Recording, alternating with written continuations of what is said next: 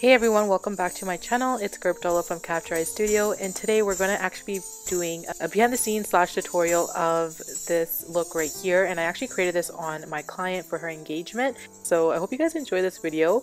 Please give this video a big thumbs up if you do, and make sure that you guys subscribe to my channel if you haven't already. So let's get started. The first thing that I always like to do is make sure that I cover up the lids with some foundation, and then I am going to prime the lids with some Too Faced Shadow Insurance and blend that in. I also like to tackle the brows first before starting anything, and always ask your clients how they prefer their brows, if they want them a little bit more structured or natural.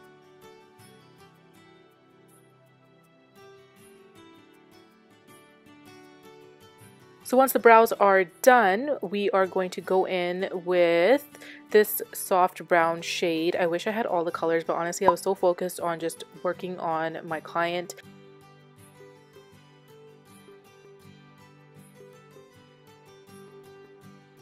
Majority of the products that I used for the lids was from the Peach palette by Too Faced, and I'm taking one of the pinker shades and applying this underneath these brown colors I put.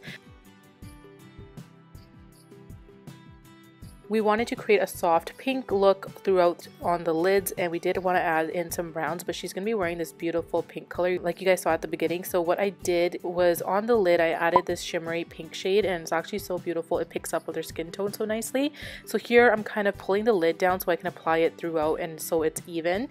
And once you have this on, you can also wet the brush with some Fix Plus and apply it to make it a little bit more stronger. In the outer corners, I actually started off by applying a little bit of a brown before applying a dark brown on top of it. So here I'm applying the dark brown, but the reason why I like to do this is because it just helps make everything look more blended.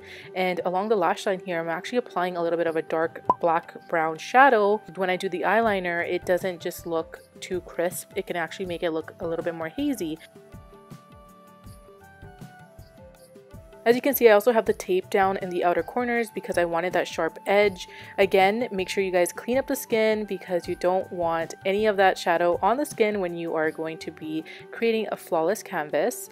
And the part where I was actually doing the liner and the lashes, part of it cut out, but you guys get the idea. You want to make sure that you size up the lashes to your client's eyes. If you need to cut it, use scissors and cut the outer edges of the lashes. And then just to do some concealing, I'm using a little bit of orange concealer mixed in with the concealer that almost matches her skin tone, and I'm applying that underneath the eyes and around the mouth. And then I'm going to be using the good old beauty blender to tap everything out. You want to make sure that you really do this layer underneath a foundation, especially for like an Indian bridal engagement party, because you want the skin to look flawless and you don't want any discoloration to show through. For the skin, I'm actually using a shade that looks a little bit lighter right now, but this matches her neck. My client had expressed to me that she feels like her foundation always gets a little bit more darker because it oxidizes over time. So the goal was to create a foundation layer that was a little bit lighter that I knew would eventually darken up once we kind of do the contours and the powders. As you can see here, when we are highlighting underneath the eyes, it's just brightening it up even more, but it doesn't look too bright. Sometimes you can look a little ghostly, but I always tell my clients you have to be patient because we don't have any color back in the face. For the cheek contour, I blended upwards.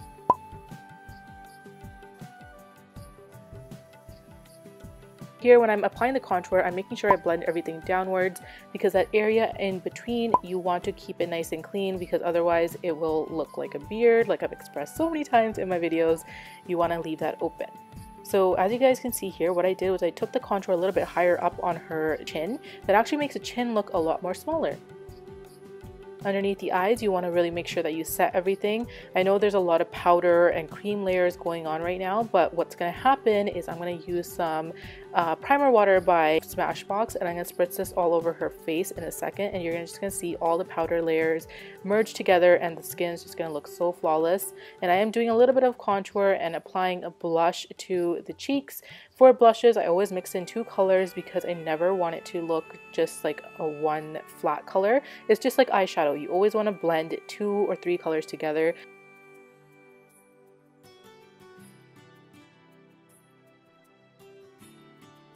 As you can see, we have a very happy client so far. So now what I'm going to do is apply some highlighter, which is requested nowadays.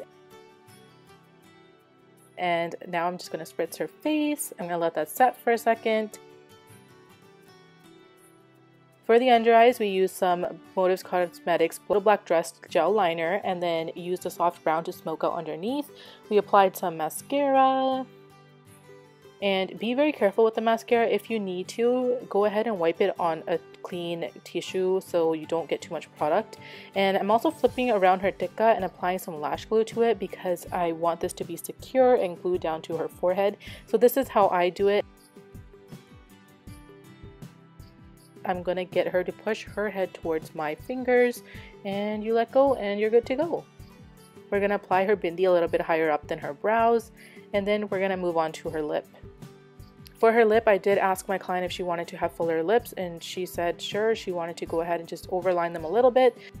Didn't want it to look too exaggerated, so what I did was I took a shade that was very similar to her lip colors, and I just started to draw, and then I'm filling in with this shade from NYX. And then I'm also going to take a little bit more gloss. This one's from Motives Cosmetics. I'm just going to apply that to the middles. When you apply the gloss, it actually makes the lips look a lot more plumper, and she didn't want a matte finish. So this was really nice, and it actually came together very, very, very well. When you're applying gloss, you just want to make sure that you're not taking it too much to the outer corners, because with the overline, you will see it otherwise. So try to keep the outside of the lips matte. Just do the gloss towards the intersections. So that wraps up this video, guys. I know I was talking a lot throughout it, but I really wanted to explain everything to you guys, and I hope you enjoyed this video. I hope you found something useful out of it. Please give this video a big thumbs up if you did. Subscribe to my channel if you haven't already, and I'll catch you in my next one. Thanks, guys, for watching.